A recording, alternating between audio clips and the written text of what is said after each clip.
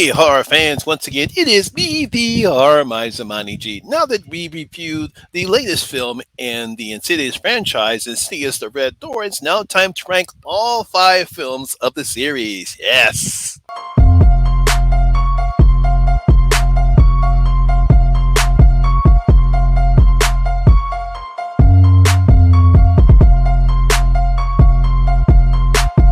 Don't fuck with them hoes. Now, obviously, this is my opinion of what the how the films are being ranked. Now, just because I rank something very low doesn't mean it was bad. It's just that when it comes to this particular series, I enjoyed all five films. It's just that there are some films that I believe are better than others. So let's go on ahead and start the ranking of the series. So coming in at number five, we're going to have Insidious the Last Key. Now, again, that's because it's the last film in the series doesn't mean it's any good because I did enjoy the film. But when you stack it against this particular series, it is the weakest of the bunch. I still enjoyed the film. Obviously, you have Lynn Shay. She's back again. This is a prequel from their previous film, the Chapter 3. Here we see a little bit more of Elise's backstory. We see how she grew up and how her father treated her. Fortunately, bad events happened to her family and how she ran off against her brother. And then now we see that her nieces also have one of my nieces has the same ability that she has, and we get into this nice adventure here. Like I said, it's still a decent story. It's Lynn Shay. She's great in the role as Elise. That's the reason why I did enjoy it.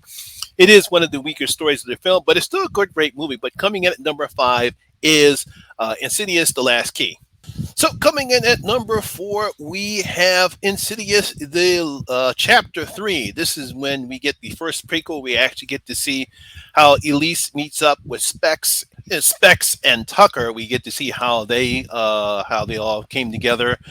This time it involves with a girl that she's also having some type of supernatural occurrences coming on. I believe her mother just passed away, and she is haunted by this guy in a breathing mask. He whispers to her, and we get to see Elise finally do something. Unfortunately, she has her own issues. Her husband's passed away.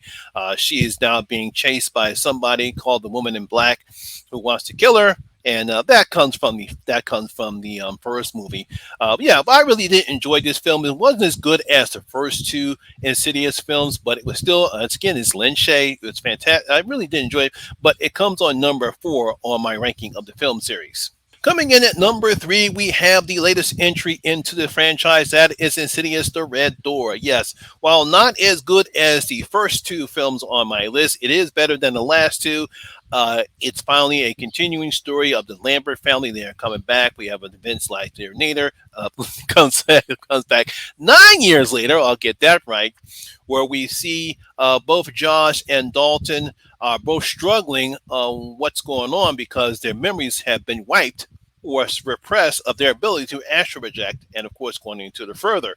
And of course they investigate what's going on because they're both skitsed out. But I thought it was a fantastic film. Not fantastic, it was a pretty good film. Patrick Wilson was his first time behind director. I thought he did a good job. Obviously, he took some lessons from James Wan, who was the director of the first. I think he was director of the first two films. I don't know about the third one. Very nicely paced film. Lots of spooky moments, lots of disgusting moments. But coming at number three is Insidious the Red Door. Coming at number two, we actually have the original Insidious. Yes, perhaps one of the best jump scares ever, and a pretty interesting film where we find out that it's not the house that it's haunted. It's Dalton back when he was a young boy. We find out he is into a coma after falling asleep.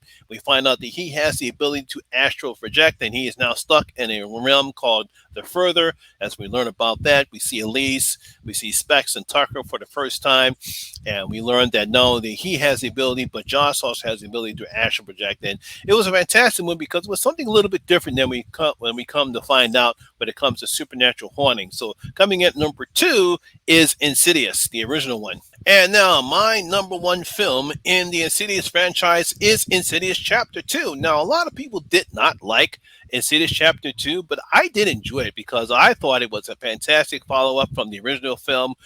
We get more backstory about the figure that was haunting Josh in his childhood. We actually get to see that aspect of Josh's early life. We get to see how Lorraine, Josh's mother, meets Louise when she was younger. We get to see more about the women in the woman in black and her backstory, more about that, the investigation and what leads them to find out who that person is and his backstory. And of course, we find out that there's something going on with Josh as well. And I thought the two stories, events in the film, matched very well together. Was something a little bit better than the original film. Once again, because of Lee Winnell's writing and James Wan's direction. So coming in at number one for me in the film franchise is Insidious Chapter 2. And there you go, horror fans. That is my ranking video of the Insidious franchise. Hope you did enjoy it. If you did, please give me a thumbs up, like, and share because it does help out with that YouTube algorithm. How would you rank the Insidious franchise? Leave your comments in the comment section below and tell you how would you rank this series.